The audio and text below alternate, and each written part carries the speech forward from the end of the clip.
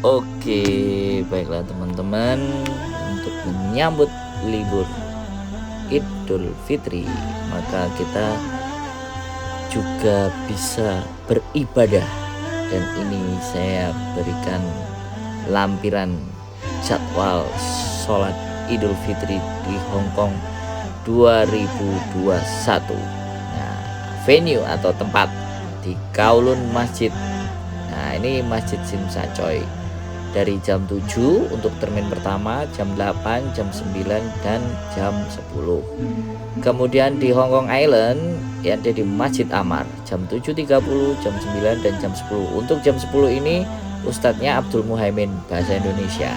Kemudian Jami' Masjid, nah ini di Sentral, hanya ada 2 kali, jam 9.15 dan jam 10. Chaiwan Masjid 2 kali, jam 8 dan jam 9. Stanley Masjid cuman 1 kali, jam 9. Dan terakhir di Aberdeen Islamic Educational jam 8 dan jam 9. Begitulah teman-teman jadwal kita untuk merayakan sholat Idul Fitri. Terima kasih dan selamat Hari Raya Idul Fitri dari kami. Mohon maaf lahir dan batin. Wong ganteng sak donya dan mbok dewor.